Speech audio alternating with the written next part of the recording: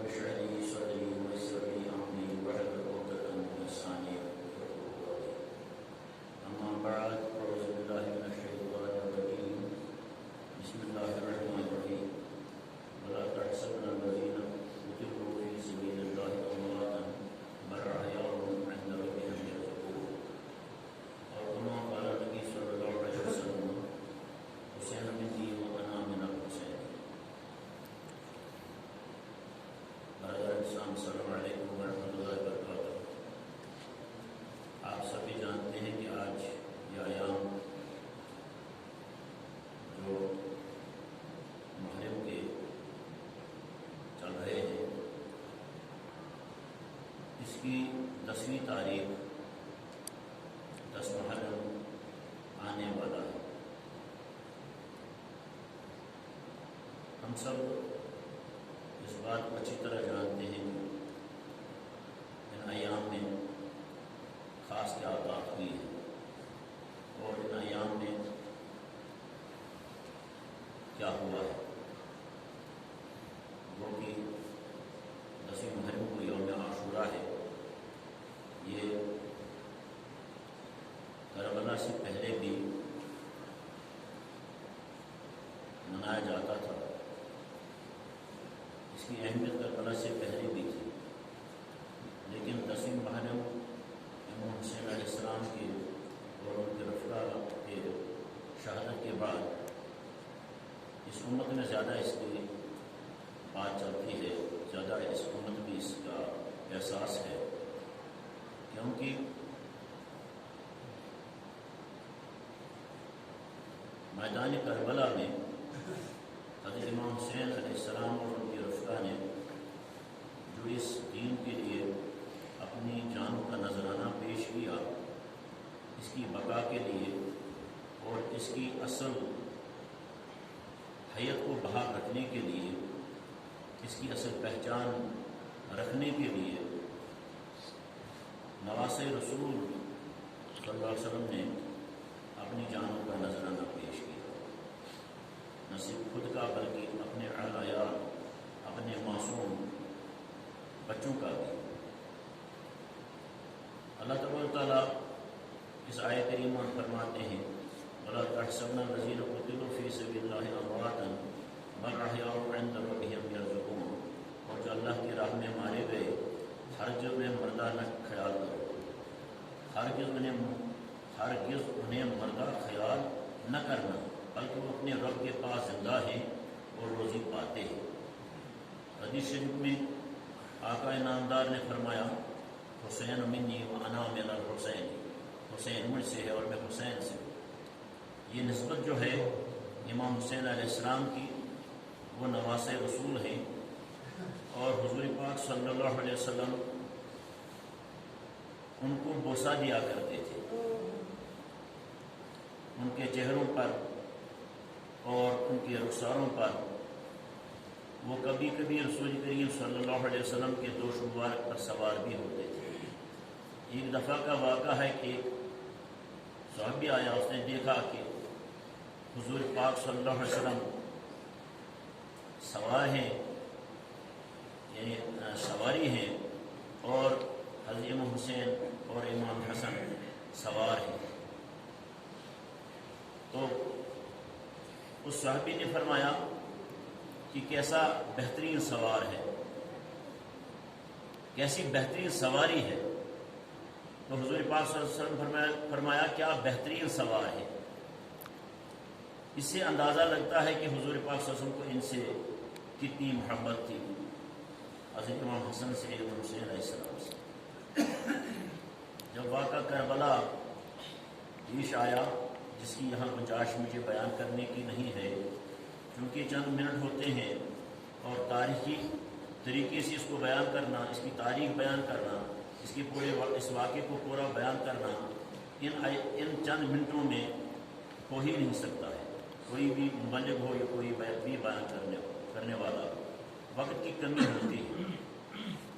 تو ہم بھی مسجد میں زیادہ دیر رہنے کے قائل نہیں ہیں اور کچھ گوارا بھی نہیں کرتے ہیں کہ زیادہ دیر مسجد میں رہیں. اگر وقت گزر جاتا ہے تو کچھ لوگ کہنے شروع کر دیتے ہیں کہ وقت چلا گیا، اس لیے وقت کی قید ہے۔ کسی نے کیا خوب فرمایا ہے، کیوں خدائی نہ ہو جان و دل سے قربان حسین، وہ سپاہ مصطفیٰ شہرگے جان حسین۔ حضرت حربی قرباں حسین ہو گئے، مرحبا یہ حق پرستی یہ صداقت پروری، حضرت حر ہو گئے مقتل میں قربان حسین۔ انہیں کچھ باتیں کہنے کی ہیں جو میں بیان کر سکتا ہوں، اس میں کچھ ایسی چیزیں بھی ہیں جو ہمارے لیے ہدایت کی باتیں بھی ہیں، ہمارے ایمانوں کو مضبوط کرنے کی بھی ہیں۔ تو اصل واقعہ کیا ہے، تھوڑی سی جھلک میں پیش کرتا ہوں کہ جب حضرت معاویہ نے انتقال کرنے کے قریب تھے، انہیں مرگ بستر پر تھے، تو یزید سے وصیت کی۔ مختصر سی بات، یزید نے وصیت سنی، پھر اس کو انسنی کر دیا، کچھ اعتراضات کیے جو حضرت امیر معاویہ کو تو پسند نہیں تھے، لیکن اب چونکہ مرگ بستر پر تھے تو کچھ کر نہیں سکتے تھے۔ یزید نے جب یہ تخت پایا خلافت کا، تو خلافت پر بیٹھتے ہی، یہ تخت پر بیٹھتے ہی اس نے یہ حکم گورنر مدینہ کو یا عامل مدینہ کو بھیجا کہ حسین بن علی، عبداللہ بن زبیر، عبداللہ بن عمر، عبداللہ بن ابو بکر رضی اللہ تعالیٰ عنہما سے میری بیعت دے دو، اگر انکار کرے تو فوراً قتل کر دو۔ دوسری طرف سے کوفہ کے لوگوں نے حضرت امام صلی اللہ علیہ السلام کو خط لکھے جو ہزاروں کی تعداد میں تھے کہ آپ آئیں اور ہم آپ کے ہاتھ پر بیعت کریں گے خلافت کی، اقتدار کی، یعنی مسلمانوں کے رہنما کی، کیونکہ یزید اس کے قابل نہیں ہے۔ یزید کے عادات و اطوار جو ہیں وہ خلاف شریعت ہیں، خلاف دین ہیں، وہ دیندار نہیں ہے۔ لہذا آپ آئیں، آپ نواسۂ رسول ہیں، اس دین کو سنبھال سکتے ہیں، اس دین کو سمجھا ہے، اس نے دین کو ہی نہیں سمجھا ہے، یہ دین کو کیا رہبری کرے گا، مسلمانوں کی رہنمائی کس طرح کرے گا، لہذا آپ آئیں۔ یہ دعوتیں کہیں دعوتیں دیں، تو حضرت محمد صلی اللہ علیہ وسلم مجبور ہو گئے اس دعوت کا کیا کریں۔ یعنی کسی کو دعوت دی جاتی ہے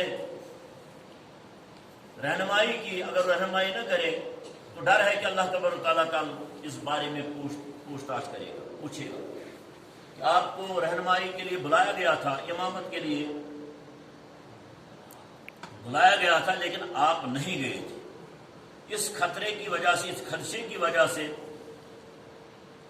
حضرت محمد صلی اللہ علیہ السلام نے اپنے اہل بیت کو ساتھ لیا اور مکہ کی طرف چلے گئے۔ مکہ سے یہ پروگرام تھا کہ وہ کوفہ جائیں، لیکن اس سے پہلے ایک مشاورت ہوئی، حضرت مسلم بن عقیل کے چچیرے بھائی کو کوفہ بھیجا گیا، جب ان کے ساتھ اب ان کے 2 بچے بھی تھے۔ جب وہ وہاں گئے تو تاریخ لکھتی ہے کہ 7 گھنٹے کے اندر 12,000 کوفی مسلمانوں نے حضرت مسلم بن عقیل کے دست مبارک پر حضرت محمد صلی اللہ علیہ السلام کے لیے خلافت کی بیعت کر دی، اور 1 لاکھ ابھی منتظر تھے۔ ادھر سے وہ ہو رہا تھا، ادھر سے نعمان بن بشیر جو عاملی کوفہ تھا، کوفہ کا گورنر تھا، وہ اہل بیت سے محبت رکھتا تھا۔ اس کے ان ایام میں وہ تو ہوا، لیکن کچھ سیڈی ہوتے ہیں، کچھ انٹیلیجنس والے ہوتے ہیں ہر حکومت کے، تو یزید کے بھی کچھ ایسے لوگ تھے جنہوں نے یزید کو اس سے باخبر کیا، خبر دی کہ یہاں ایسے ایسے ہو رہا ہے۔ تو اس نے عبداللہ بن زیاد کو کوفہ کا، بصرہ کا اور کوفہ کا گورنر بنا کر یا عامل بنا کر بھیجا. حضرت نعمان بن بشیر کو معذور کی. بصرہ میں عبداللہ بن زیاد نے تقریر کی، بہت سخت ڈراؤنی تقریر کی اور بڑی دھمکیاں دی کہ میں اس باپ کا بیٹا ہوں جو خون کے پروالے چھڑا دیتا ہے. انہیں ڈرانے کی، دھمکایا. اتنے میں حضرت امام حسین علیہ السلام کا ایک قاصد کچھ خبر لے کر حضرت مسلم بن عقیل کی طرف جا رہا تھا، لہذا گرفتار کر لیا گیا اور عبداللہ بن زیاد نے سر عام اس کو قتل کر دیا، جس سے خوف ہراس بڑھ گیا. اور کوفہ کے لوگ حضرت مسلم بن عقیل کے ہاتھ پر جو بیعت کی تھی وہ سب سے پھر گئے، چند لوگ رہ گئے. حضرت مسلم بن عقیل کو بھی انہیں شہید کیا، اس کے بیٹوں کو بھی شہید کیا. یہ خبر حضرت امام حسین علیہ السلام تک نہیں پہنچی، چونکہ ایسی جو آج کل وسائل ہیں خبر پہنچانے کے تب نہیں تھے، تو نہیں پہنچے. یہ بے خبر رہے. یہ ادھر سے کوفہ کی طرف، مکہ سے کوفہ کی طرف روانہ ہو گئے. راستے میں معلوم ہوا واپس آنے کا سلسلہ نہیں تھا، لہذا آپ اپنے رفقا کے ساتھ کربلا کے میدان میں پہنچے. پوچھا یہ کون سی جگہ ہے؟ بتایا کربلا ہے. تو فرمایا یہی ہماری جگہ ہے، یہیں کے لیے ہم آئے ہیں، یہیں ہم نے شہید ہونا ہے. یہ پہلے ہی بشارتیں دی گئی تھی. ایک مٹھی خاک حضور پاک صلی اللہ علیہ وسلم کے دست مبارک میں حضرت جبریل امین نے دی تھی اور یہ بتایا تھا کہ یہ خاک جو ہے، یہ خاک کی مٹھی جو ہے، یہ مٹی جو ہے، یہ کربلا کی ہے، اس جگہ کی جہاں کہ آپ کے نواسے کو آپ کی امت شہید کرے گی. تو لہذا کچھ وہاں پانی نہیں تھا، خیمے گہڑے، پانی نہیں تھا. دریائے فرات قریب بہ رہی تھی. 7 تاریخ سے 7 یعنی آج کیا تاریخ ہے؟ 8 ہے. پہلے دن سے 7 سے دریائے فرات سے یزیدیوں نے 30,000 لشکر یزیدیوں نے لائی. یزید نے 30,000 لشکر بھیجی. 72 کل تھے حضرت امام حسین علیہ السلام کے رفقا، 72 ہی کل تھے، لیکن 30,000 لشکر بھیجی. دریائے فرات کو بند کر دیا گیا، پانی نہیں لینے دیا گیا. لہذا پانی، آپ سمجھ سکتے ہیں کہ پانی کے بغیر انسان کا زندہ رہنا مشکل ہے. لیکن ان مصیبتوں کو جھیلتے ہوئے 10 محرم کو کھلی جنگ ہوئی تو وہ کہ کفار کے بھی لشکر کے بہت سارے لوگ مارے گئے. یہاں ہر کا ذکر آتا ہے جو لشکر یزید میں تھا، وہ وہاں سے اور اس کا بیٹا کود کر لشکر حسینی میں آیا. اس نے اپنی جان ہی دے دی، جس کا ذکر یہاں ہوا ہے. لیکن حضور حضرت امام حسین علیہ السلام کافی یعنی کفار کو اپنے خنجر سے یعنی واسق جہنم کر کے آخرکار اتنی لشکر کے سامنے شہید کر دیے گئے. ان کے سر نیزوں پر اٹھائے گئے، پھر وہ یزید کے سامنے لائے گئے. یہ ایک تاریخ کا ایک حصہ ہے، لیکن اگر انسان اس کو بیان کرے تو انسان کے بس میں نہیں ہے. انسان اپنے آنسو نہیں روک سکتا ہے. اگر اس کی اصلیت کو بیان کرے تو یہ بہت بڑا دکھ اور افسوس کا مقام تھا. بہت یعنی دکھی اس سے مسلمان ہو گئے. تو آج تک بھی شیعہ لوگ اس باقی سنی بھی مناتے ہیں، کیونکہ جب رسول کریم صلی اللہ علیہ وسلم فرمایا حسین منی وانا من الحسین حسینی، حسین مجھ سے ہے اور میں حسین سے ہوں، تو ہم پر بھی یہ واجب ہوتا ہے اہل بیت کی محبت میں ہم اگر گیری و زاری اس طرح نہ کریں. کیونکہ نواح کرنا، ایسے نواح کرنے اس کو کہتے ہیں کہ جیسے عورتیں کسی مرنے پر اس مردے کی تعریف کرنا شروع کر دیتی ہیں یا کچھ گانے بجانے میں جب کوئی کسی کی ہاں کچھ شادی وغیرہ ہوتی ہے. ایسا تو ہم نے بہت پہلے سے ہم نے بھی منع کیا تھا، ہمیں جب پتہ چلا تو ہم نے بھی منع کیا تھا، لیکن پھر بھی دیکھا ہم نے اس عاشورہ کے یعنی اس محرم کی استقبال میں کچھ لوگوں نے شادیاں کی، بڑے بڑے یعنی سلسلے کیے، پھر ناچا اور گایا، ڈولکیاں بجائیں لوگ، ہم کو پتہ تھا، لیکن اس لیے نہیں کہا تھا کہ اب کہنے سے مقصد انہیں فائدہ کچھ نہیں ہے، کیونکہ جب انسانوں کے ذہن، مسلمانوں کے ذہن ہی بگڑ چکے ہیں، وہ دین حق کو سمجھتے ہی نہیں ہیں۔ جب سمعنا و اطعنا، سنا اور اطاعت کر لی، جس کسی نے بھی دین کی بات کہی اور جس نے سنی اس پر یہ فرض ہو جاتا ہے سمعنا و اطعنا، سنا اور اطاعت شروع کر دی اسی وقت۔ کئی بار ہم اس کی مثال بھی دے چکے ہیں، جب قبلہ تبدیل ہوا، جہاں مدینہ منورہ میں وہ مسجد موجود ہے جس کی زیارت ہم نے بھی کی، جہاں مسجد جس کو مسجد قبلتین کہا جاتا ہے، تین مطلب دو قبلہ نہیں، قبلتین، جہاں دو قبلے اکٹھے یعنی دو محراب جس مسجد میں ہیں، وہاں اسی وقت جبکہ حضور پاک صلی اللہ علیہ وسلم کی خواہش تھی کہ یعنی پہلے ہمارا قبلہ جو تھا وہ بیت المقدس تھا، ہاں وہ یہودیوں کا بھی قبلہ تھا، تو یہودی یہ تانا دیتے تھے کہ دین تو نیا ہے لیکن قبلہ وہی پرانا ہے، قبلہ ہمارا ہے۔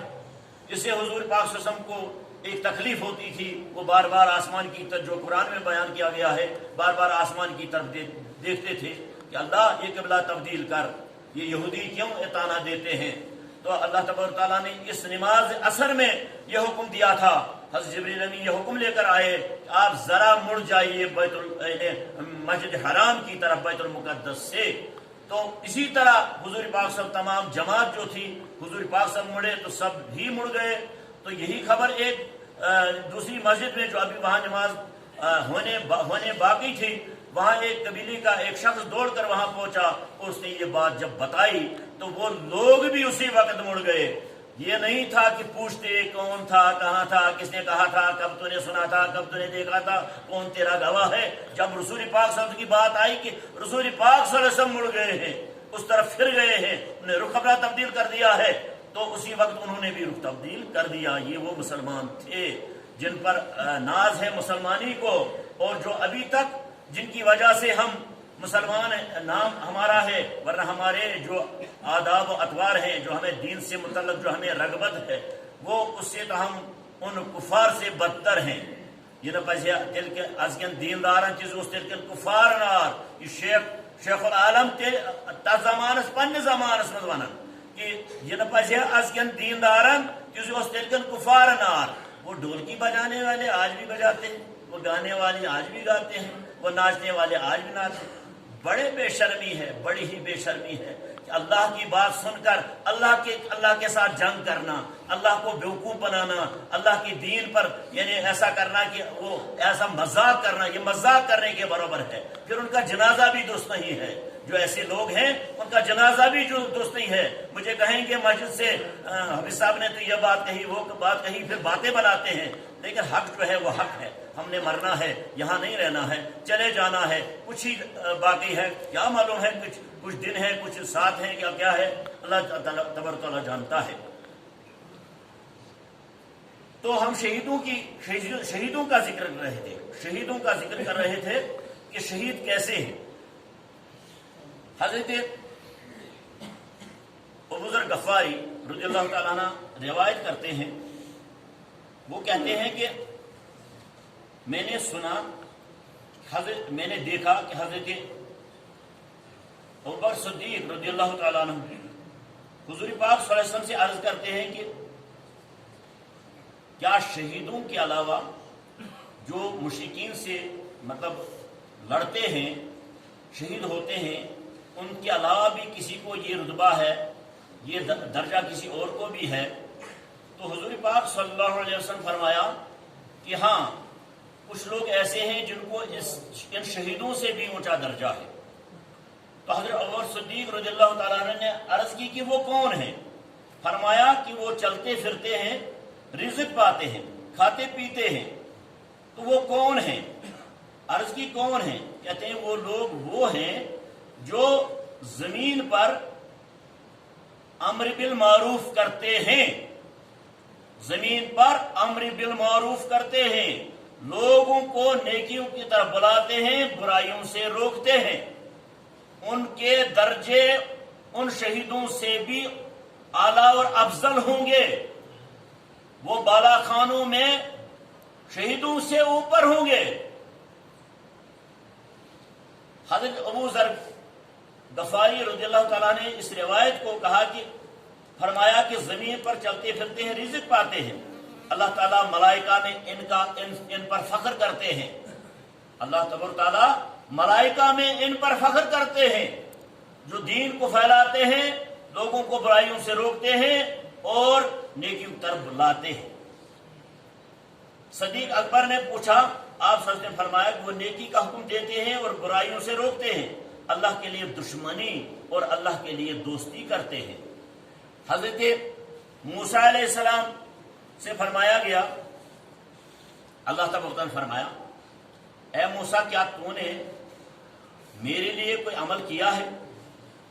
عرض کی کہ بار الہ میں نے تیرے لیے نماز پڑھی۔ تو اللہ تبارک تعالیٰ نے فرمایا، نماز تیری جو ہے، نماز تیری دین کی دلیل ہے، روزہ تمہاری ڈھال ہے، صدقہ تیرے لیے سایہ ہے، تسبیح تیرے لیے جنت میں درخت ہے، کتاب کی قرأت کرنا تیرے لیے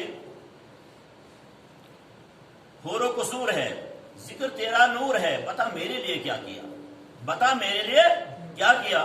حضرت موسیٰ نے عرض کی، اے رب ذوالجلال مجھے بتا وہ کون سا عمل ہے جو میں تیرے لیے کروں۔ رب ذوالجلال نے فرمایا، تو نے کبھی میرے لیے کسی سے محبت کی ہے؟ تو نے میرے لیے کسی سے محبت کی ہے؟ تو نے میری وجہ سے کسی سے دشمنی رکھی ہے؟ تب موسیٰ علیہ السلام یہ جان گئے کہ دین اصل کیا ہے، حق کیا ہے۔ جو لوگ اللہ کے لیے محبت کرتے ہیں دینداروں سے، وہ اللہ سے محبت ہے، جو نفرت کرتے ہیں برے لوگوں سے، وہ اللہ کے لیے نفرت ہے۔ تو حضرت ابو عبیدہ بن جرح رضی اللہ تعالیٰ عنہ، یہ میں نے کیسے بخش